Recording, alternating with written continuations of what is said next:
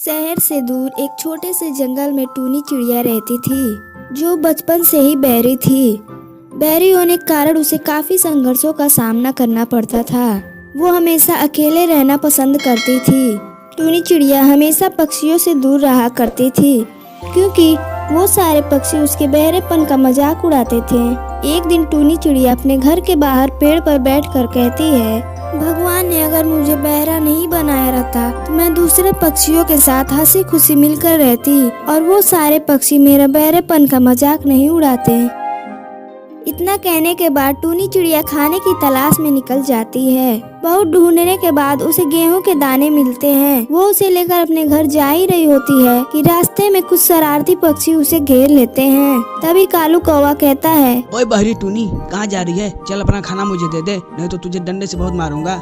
टूनी चिड़िया उसे अपना खाना नहीं देती है, जिससे कालू कौवा गुस्सा होकर उसे डंडे से मारने लगता है। टूनी चिड़िया रोते हुए कहती है, मैंने तुम्हारा क्या बिगाड़ा है जो तुम लोग मुझे इतना मार रहे हो और मेरा खाना भी छीन लिया। मैं सिर्फ बहरी हूँ, इसलिए मुझे इतना मार पीट रहे हो।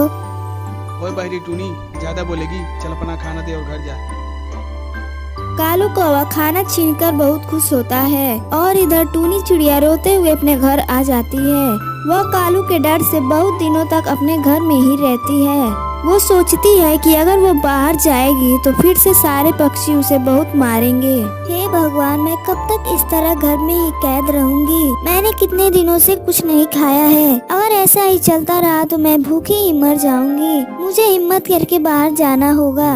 इसके बाद टूनी चिड़िया फिर से खाने की तलाश में निकल जाती है। वो खाना ढूंढ ही रही थी, तब तक वह बाज को देखती है। वह बाज को देखकर बहुत डर जाती है और अपने घर आ जाती है। टूनी को भागता देख बाज भी उसके पीछे पीछे उसके घर चला आ जाता है। वह टूनी चिड़िया से कहता है, ओए चिड़िया, तू मुझे देख कितना डर क्यों रही है? मैंने तेरा क्या बिगाड़ा? बाज के बहुत सारे सवाल पूछने के बाद टूनी चिड़िया कोई जवाब नहीं देती है। तो बाज समझ जाता है कि यह चिड़िया मुझे सुन नहीं सकती है। चिड़िया की सच्चाई जानने के बाद बाज कहता है, ओए तो ये बात है, तो इसमें इतना डरने की क्या जरूरत है? टूनी चिड़िया अपने ऊपर हुए सारे अत्याचार को बाज को बता देती है, जिसे सुनकर बाज बहुत ही गुस्सा होता है और कहता है, ओए टूनी, तू टेंशन मत ले, मैं चलता हूँ तेरे साथ कल। अगले दिन टूनी चिड़िया अपने साथ बाज को लेकर उन पक्षियों के पास जाती है। ओए तुम सब कान खोल के सुन लो, अगर किसी ने टूनी को दोबारा परेशान किया तो मैं उसे जिंदा चबा जाऊंगा। कालू कौवा डरते हुए कहता है,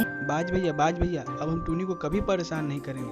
टूनी अब हमारे साथ निश्चिंत होकर रह सकती है। इसके बाद सारे पक्षी अपने अपने घर चले जाते हैं और टूनी चिड़िया बाज से कहती है, बाज भैया, आपने मेरी बहुत मदद की है, इसके लिए मैं आपको धन्यवाद करती हूँ। ओए टूनी, कोई बात नहीं, ये तो मेरा फर्ज था और मैं तुमसे हमेशा मिलने आया करूँगा। तुम्हें अब डरने की कोई जरूरत नहीं है टूनी। कुछ दिन तक जंगल में सब कुछ ठीक चल रहा था, लेकिन एक दिन बाज एक खम्भे पर बैठा था। तभी उसे करंट लगती है और वह नीचे गिरकर मर जाता है। बाज की मरने की खबर सभी पक्षियों को पता चल जाता है और वह फिर से टूनी को परेशान करना शुरू कर देते हैं। टूनी बहुत दुखी होती है और कहती है, हे भगवान, अब मैं कहाँ जाऊँ? ये जंगल के सारे पक्षी मुझे जीने नहीं देंगे।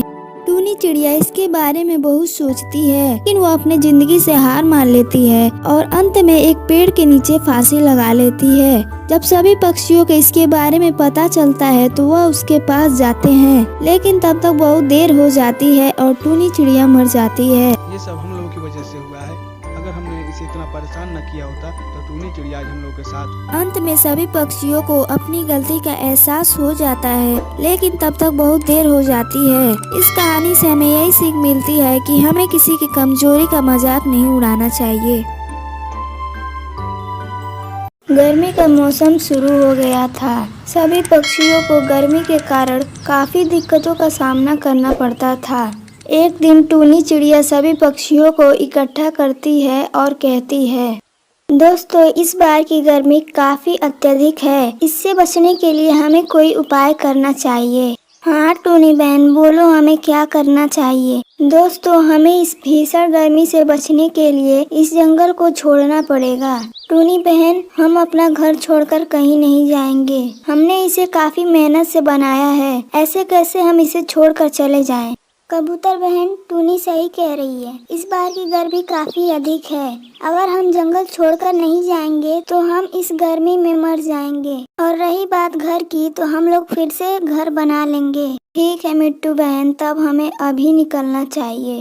वो सारे पक्षी उस जंगल को छोड़कर एक नए जंगल की तलाश में निकल जाते हैं। वो सारे पक्षी जंगल छोड़कर चले जाते हैं, लेकिन जंगल में बस एक कालू कौवा बच जाता है। वह टूनी की सभा में नहीं पहुंच पाता है, जिससे वह जंगल में अकेला छूट जाता है। कालू कौवा प्यास से व्याकुल होकर इधर उधर जंगल में भटकता रहता है, लेकिन उसे पानी की एक बूंद भी नहीं दिखाई देती है।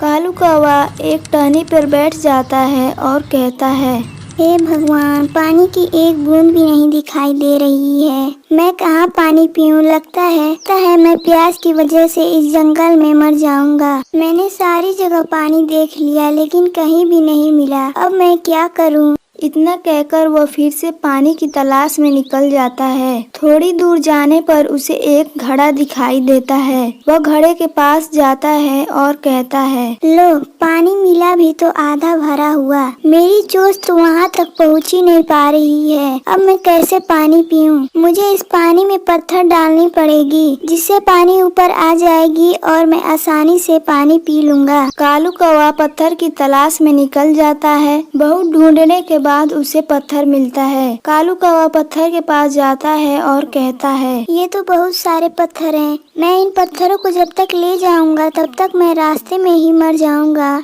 मुझे कुछ ऐसी वस्तु ढूंढनी पड़ेगी जिसे मैं एक ही बार में लेकर जा सकूं और आसानी से पानी पी सकूं। चलो, मैं जब इतनी दूर आ ही गया हूं तो पास में दुकान है, मैं वहां से कुछ ढूंढ लेता हूं। कालू कौवा दुकान के पास जाता है। तभी वह एक पाइप देखता है और वह पाइप के पास जाता है और कहता है, यह तो वही वस्तु है जिसे मैं ढूंढ रहा था। मैं इसे एक ही बार में लेकर जा सकता हूँ और आसानी से अपना प्यास बुझा सकता हूँ।